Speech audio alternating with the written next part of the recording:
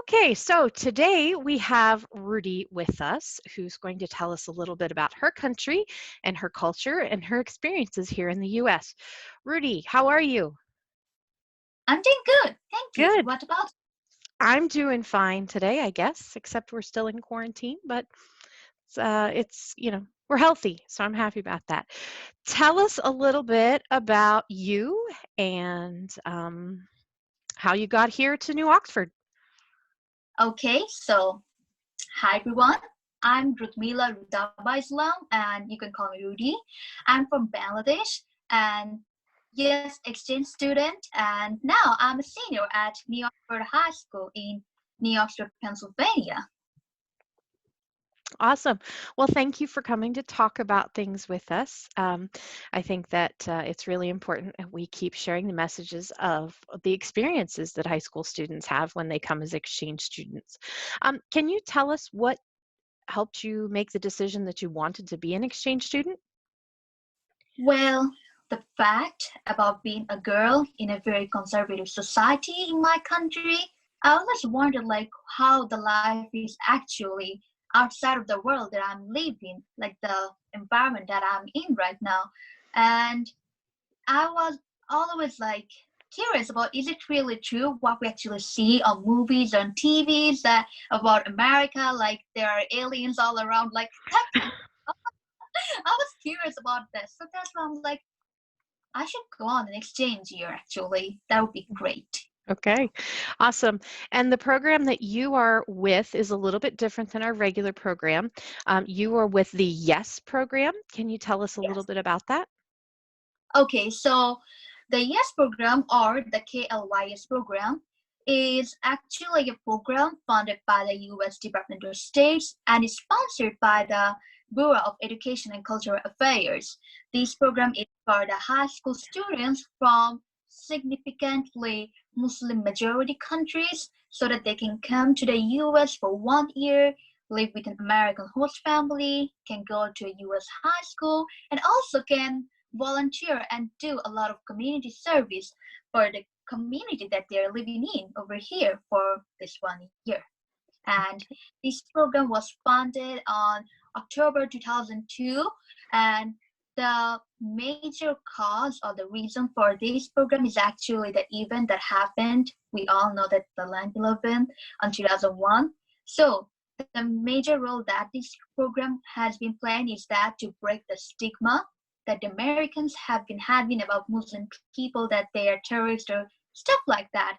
And also, this is the reason that we wanted to make a bond among the Americans and the people from different countries around the world. And we can understand each other and we can break the stigma that we had about each other. So, yeah, I feel like it's a really amazing program. Yeah. So the application process for that is very different. Can you tell us a little bit about that? Well, yes, and one interesting fact that I've heard is that like the application process for the yes is actually more difficult than getting into Harvard or Yale, which kind of was interesting to me. So for the application process, there are 4 steps for that.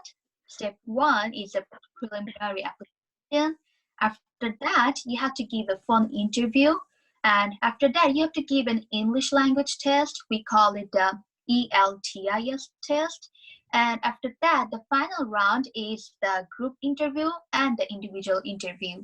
So after these 4 rounds, the results are sent to Washington, D.C., where the people actually like evaluate about your performance.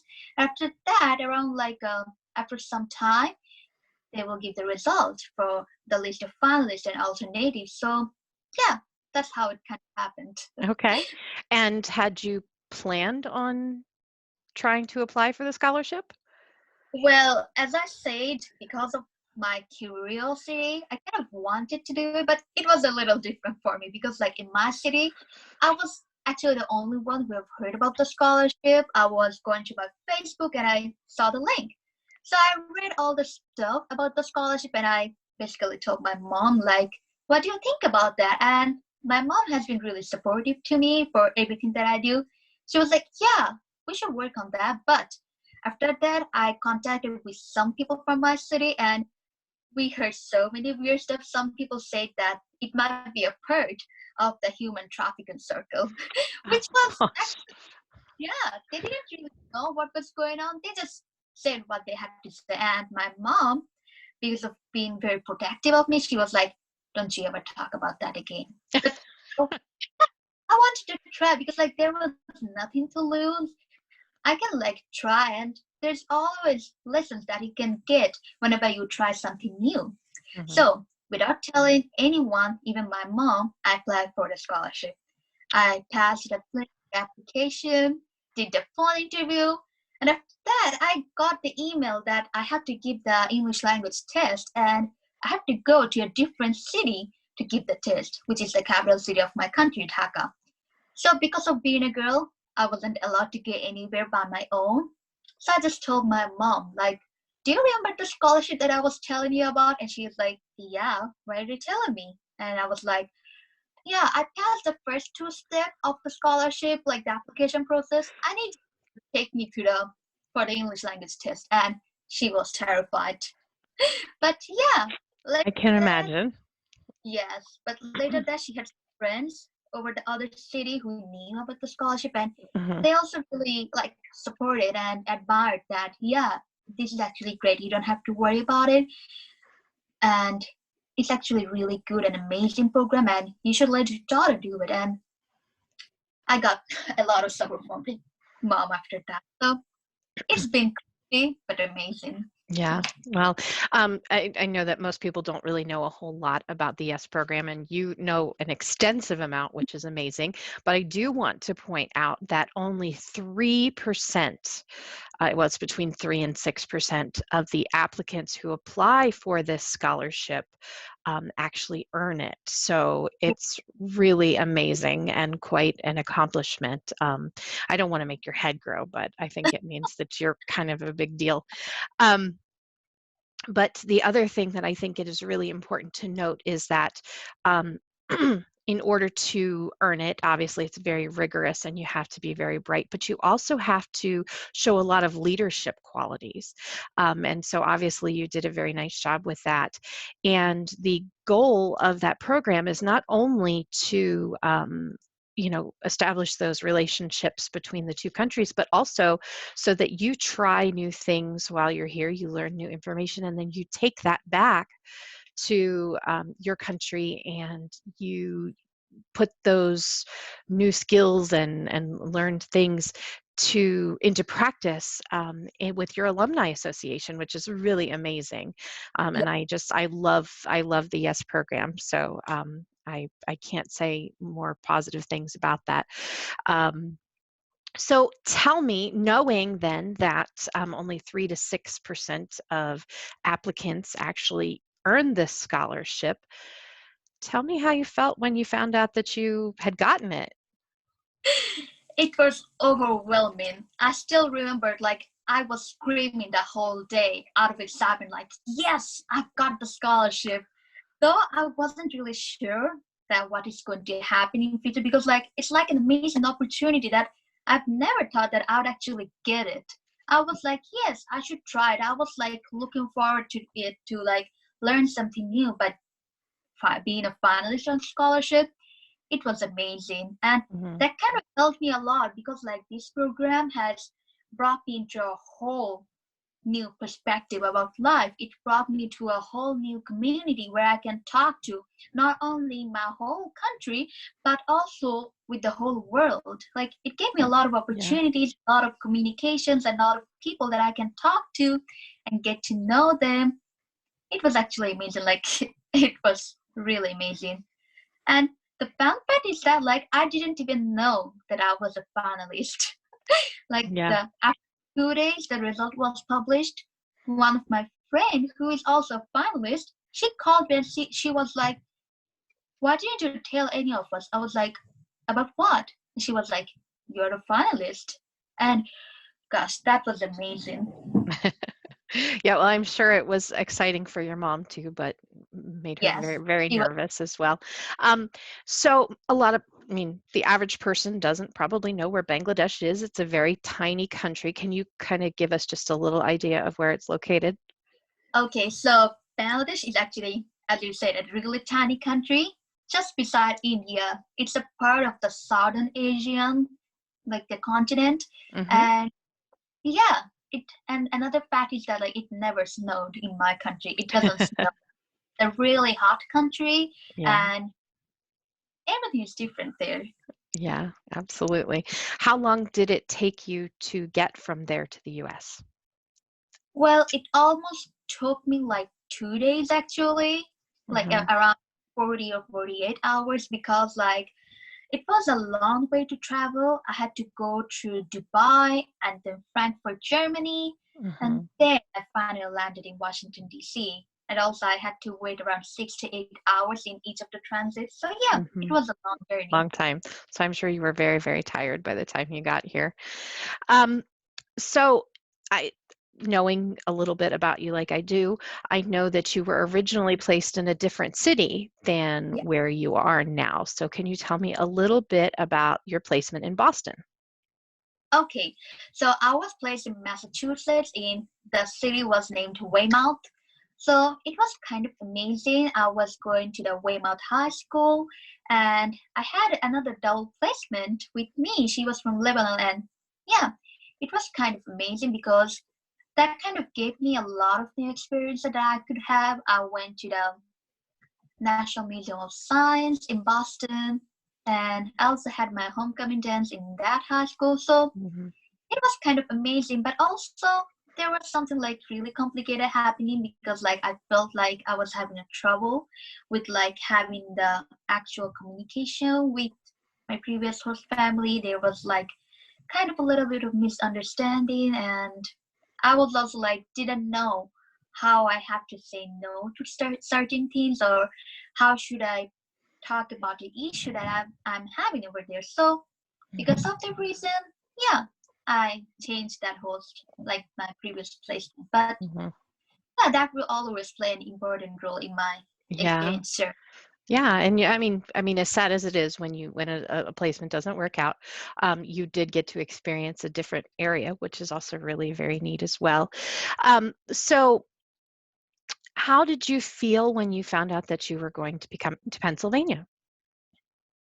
Well, it was actually amazing because, like, in my case, I always had that tension that what if I don't get a host family in like in this time? Like, what if it takes a long time to finally get a placement? Or like, I was going through actually a lot of mental pressure at that time. You know, like getting out from where you're for almost 2 months, having that bond with those people that you have to leave this much earlier. It's actually really heartbreaking. But it was amazing when I heard that, yes, I'm going to experience my exchange in a whole new place again. And I took it as an advantage because, like, it's the more you can learn from your life, I believe that the more you will succeed. So I was excited. I was looking forward to having the rest of my exchange year Yeah, life as amazing as possible.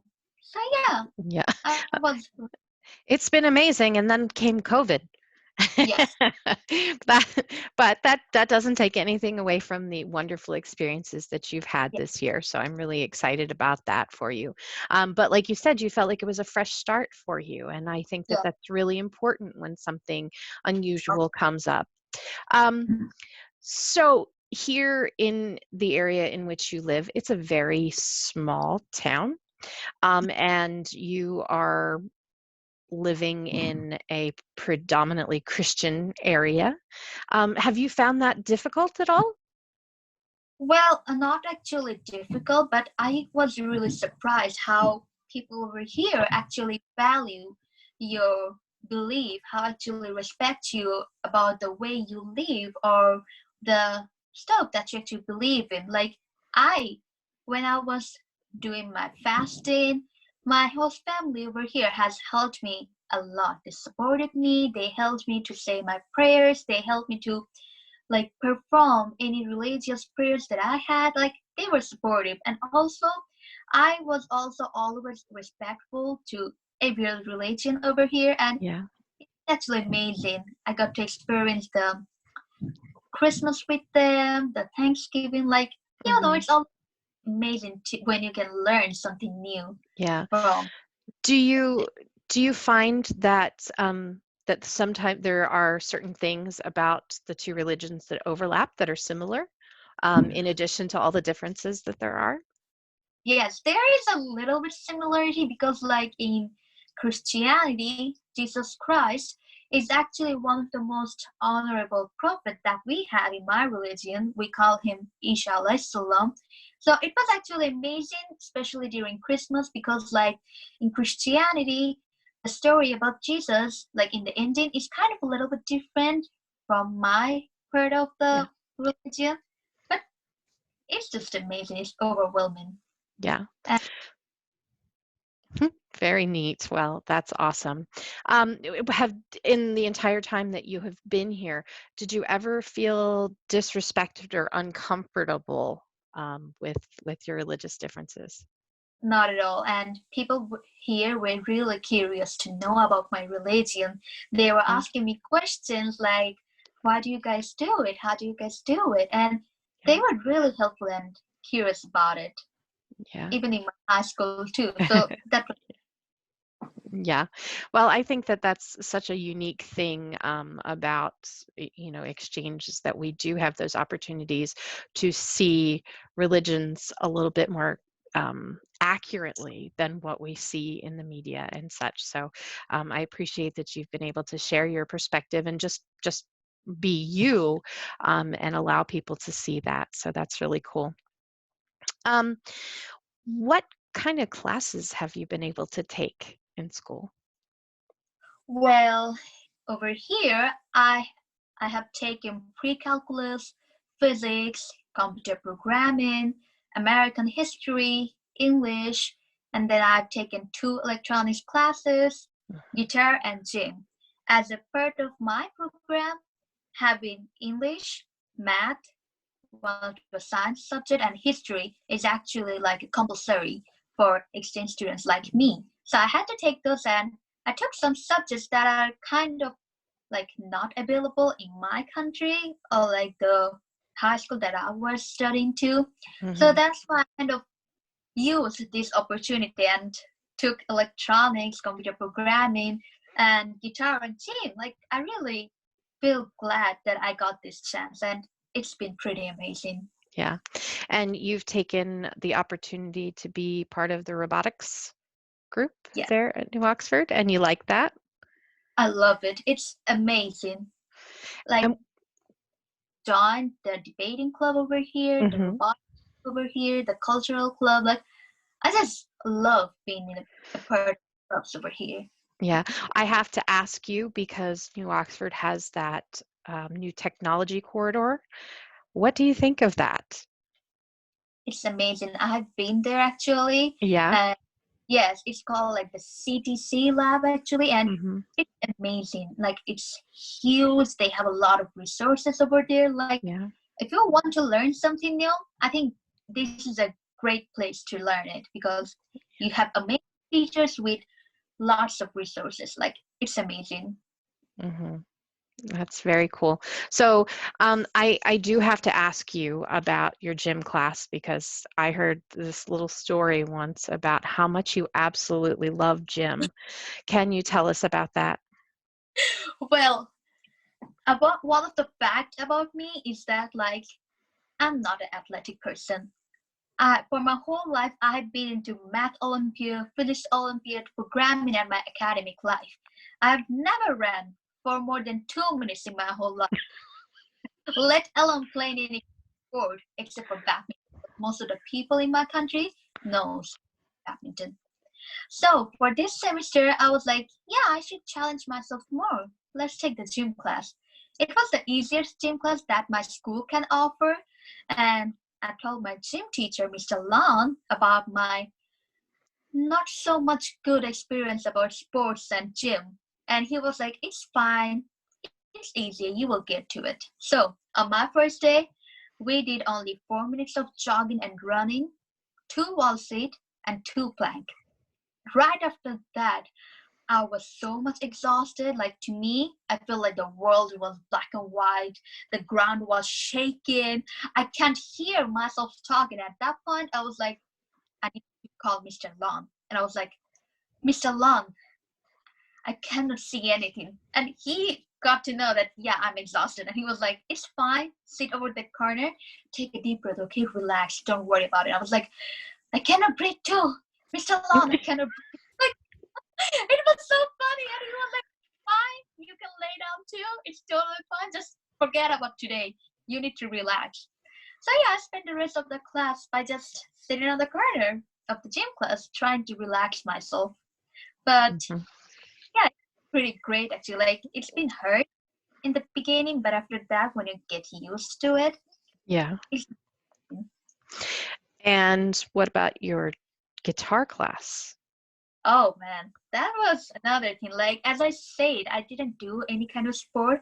I've never been to any kind of cultural like singing. I can't sing. I didn't do any singing or like dancing or played Yeah. any kind of instrument in my whole life. So yeah, guitar was another part of my challenge to myself. Hmm. I was take the guitar. So I went to my guitar class and basically I guess I was the only one of the few people who have never played guitar because most of the people in that class were part of the choir or the band or have played guitar in their life, but I didn't. So for my first week, I was trying really hard to like get to know everything that is happening, and to me, it felt like it was going so much fast. So after my first week, I was just crying to my guidance counselor, my guitar teacher. I was like, I think I'm the most dumbest person in your class. Take me out of here. But both of them were so much supportive. They told me about another sophomore that they had 2 years ago who was in the same situation as me. He was also crying to them to get him out of the class. So, but now he actually loves it. And to me, I was like, yeah, I should actually give it a try again. Who knows? It's been a challenge to me, and a lot of challenges doesn't have to be easy to everyone, you know, like Hmm. challenge is meant to be hard in the beginning. Yeah. So and after that I really enjoyed it. My teacher was really supportive and helpful to me, Hmm. and now I'm here. Good. All right. Um, I love your stories. They make me laugh. Um, Tell us a little bit about your host family.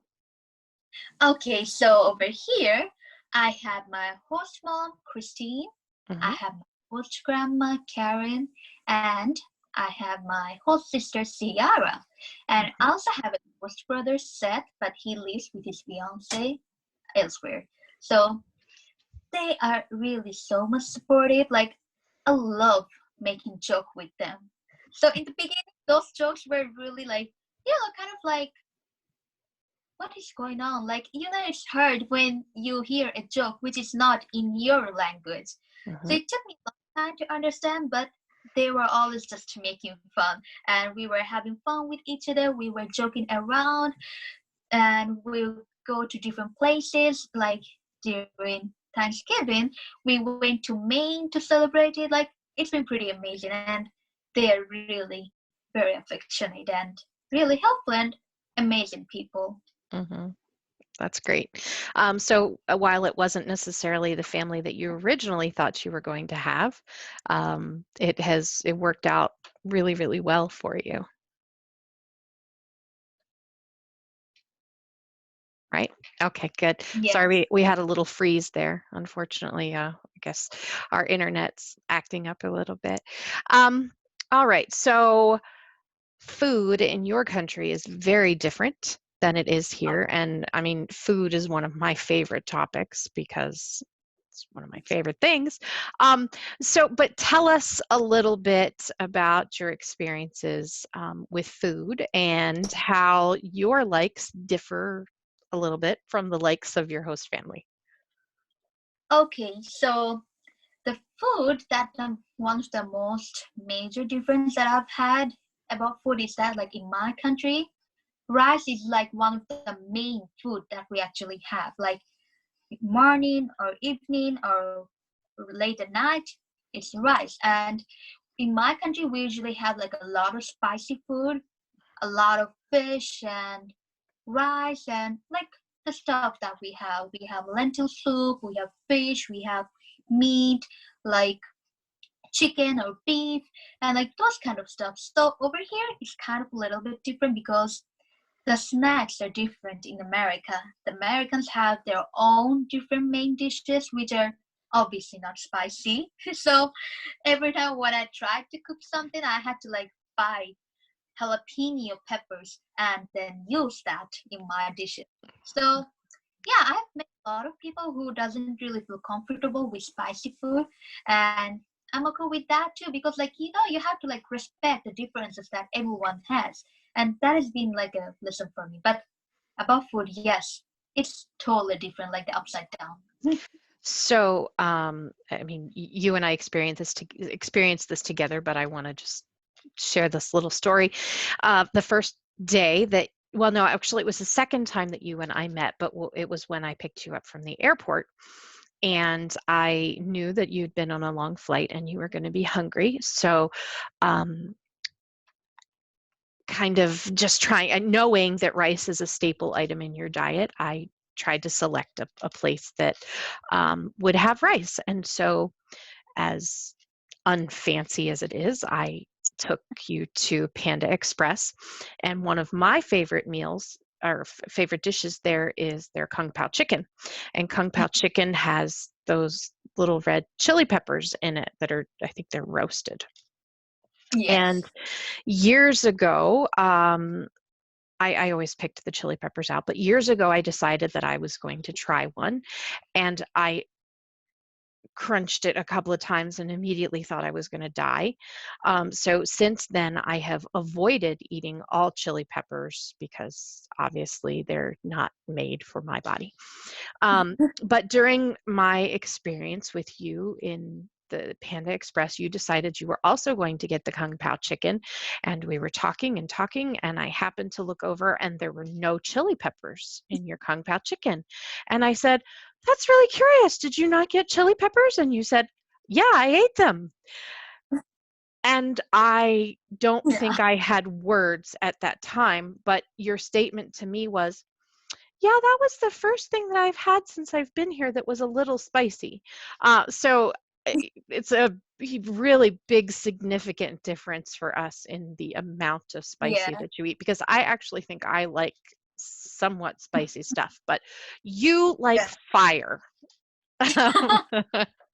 Actually, like people in my country are used to having like a lot of chilies, whatever they Mhm. cook. Yeah, That's where like, yeah, we are used to that. yeah. Well, it's definitely an experience that I will never forget having with you. So, um, obviously, COVID has had a huge impact on all of us, and students in general. I think we're all feeling really torn for, especially seniors, and so exchange students sort of fit into that bracket. What would you say that how would you say that it has altered your year and your experiences here in the US? Well, I would say that a huge part of my exchange program is to help and volunteer and engage with the community. Mhm. So obviously, yes, COVID has made me stay at home. And yes, like it kind of altered my like the involvement and engagement with the community. But yeah, it has given like a different perspective about life because like we were before leaving for US we were told to like be ready for any kind of trouble that might happen over the US, but we never thought pandemic to be an issue for that. Yeah. So yeah, that's how it kind of altered that, and a lot of people like me who have came to the US loved going to the school. Like the American high school experience is just amazing. Yeah. So yeah, because of not being able to go to the high school now, it is kind of a little bit sad too. Yeah. Like it's been pretty different, but I also cherish all the moments that I've had before the pandemic with all Yeah. this amazing stuff over here. So yeah, kind of okay. One thing that I have learned about you is that you try to see the positives in absolutely everything, which is a very admirable trait. So I do very much love that about you.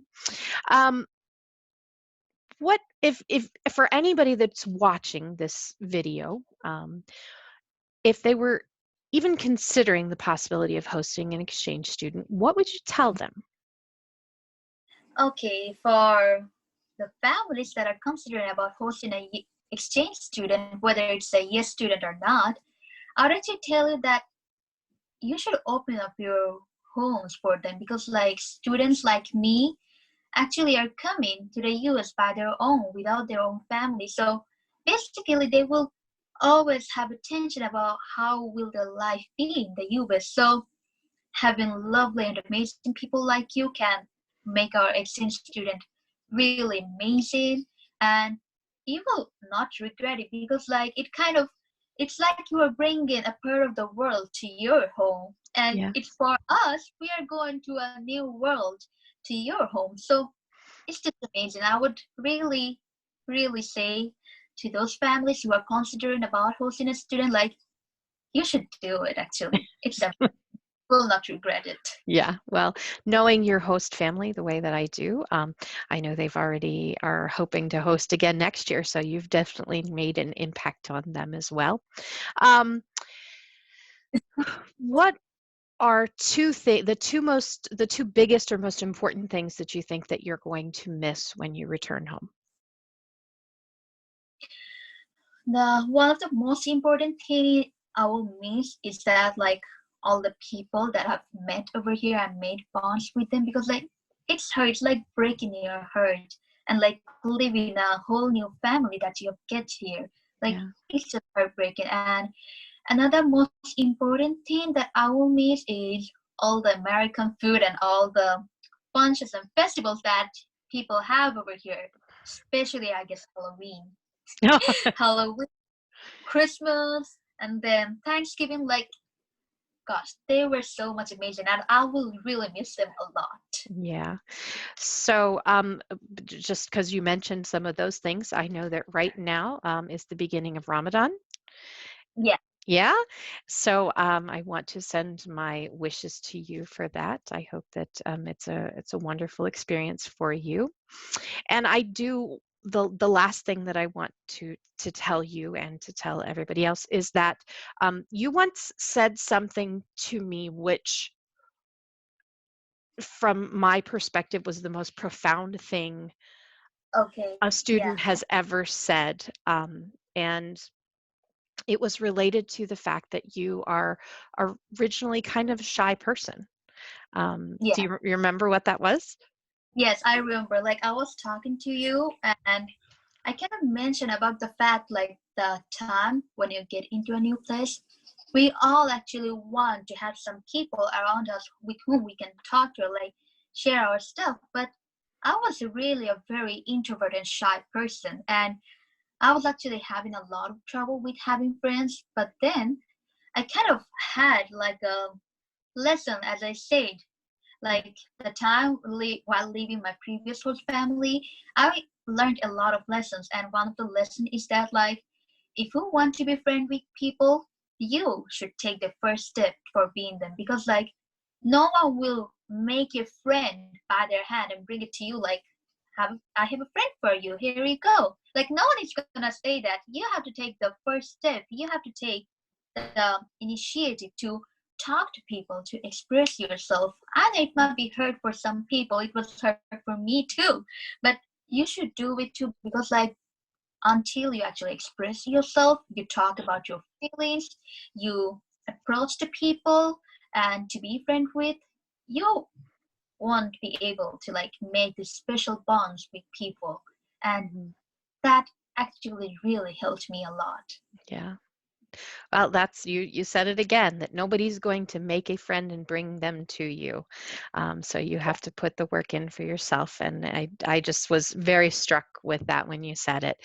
Um, as we close out here again, thank you so much for doing this interview. I'm so excited to share about you with other people. Can you just tell me one thing that you, as we are now looking for, looking at your return at some point, depending on when your embassy is able to make that happen. Can you tell me one thing that you really just are taking back with you, that you're holding in your heart? Well, one thing that I'm actually holding in my heart is that every lesson that I've got during this exchange, because like words are actually not enough to express all the stuff. But Yeah. one thing that I have learned is that like you can't actually control your life, what is going to happen, like in present or in future, but you can choose how you're going to react to that. Like Hmm. that's just it. And that will always be my heart, and obviously my host family, because like Yeah. they they have showed me so much love and affection that they will always be in my heart. Yeah. Awesome. All right. Well, thank you, Rudy. I greatly appreciate it. You are such a bright spot in everybody's day, and it has been a blessing to have you here. Thank you for doing the interview with us, and we will talk soon. Thank you so much. Have a good Thank day. you. You too. Bye bye.